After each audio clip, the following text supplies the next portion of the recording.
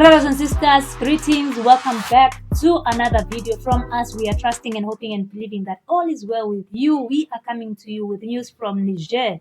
Niger has finally taken the last decision concerning the issue that they've always been facing against Benin. Some months ago, we reported that Benin was trying to make things hard for Niger to at least access their port by giving them conditions that if you don't open your borders, we are going to block. If you don't do this, we are going to do this.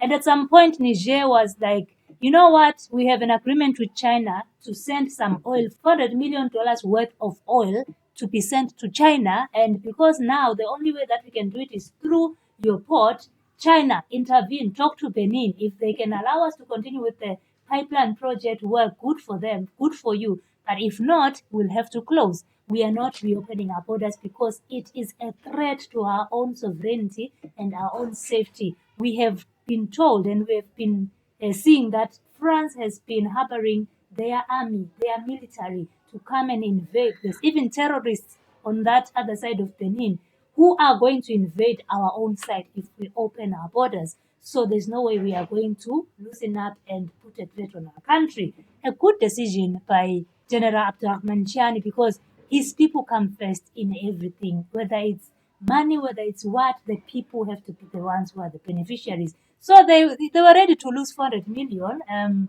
because of this unfair situation that is happening at the border between Benin and France. Just some few years ago, we saw Benin making things harder for Niger by arresting their officials who had been in that port to monitor as they are loading in the oil. So Benin made it really difficult for Niger's officials who had been assigned, and as per the agreements between the two countries, to load and to see that the processes go well at the port and to make sure that their oil is getting out and going to China safely. So they arrested the officials, and Niger was like, this is very much unfair. We saw the minister saying, why are you arresting our officials? And these are people who have been authorized. You can even see their documentation, it's there. So there's just been a lot of foul play between Niger and Benin. But guess what?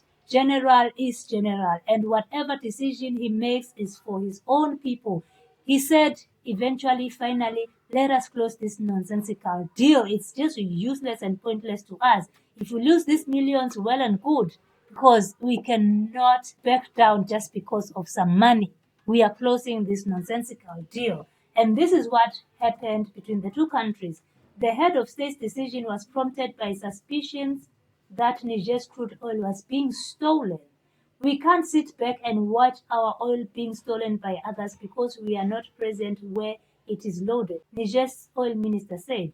Mahaman Mustafa Bakr specified that the closure would remain in effect until Benin and WACPO reach an agreement so that Niger can be present at the loading and control what is being loaded.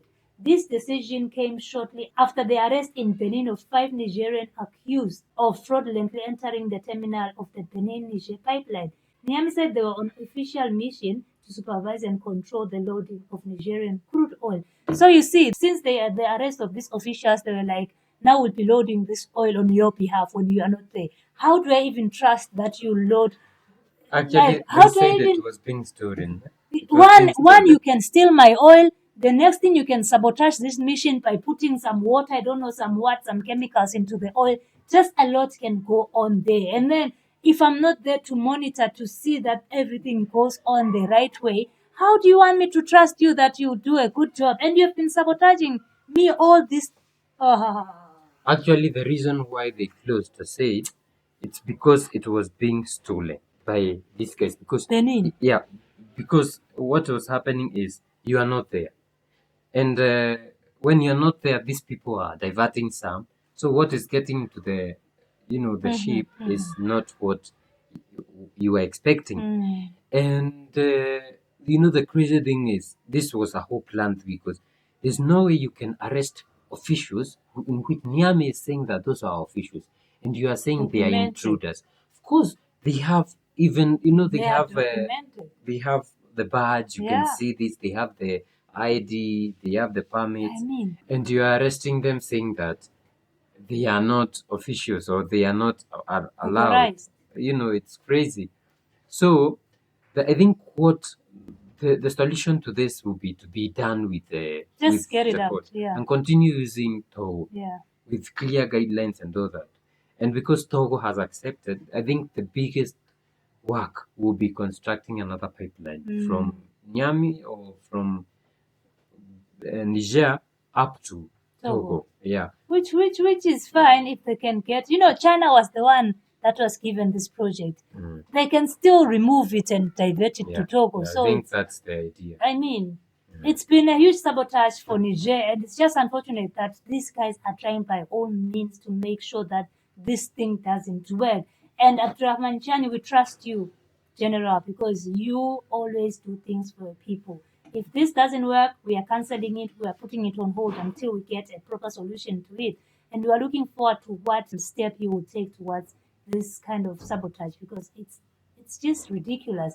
Let us know what you think, brothers and sisters, in the comment section down below. If you love to support us, we have a Buy Me a Coffee link in the description box down below. Please just click on it and support us. One coffee costs for $5. We'll appreciate all the coffees that you send us, and we'll see you in the next one. Bye bye.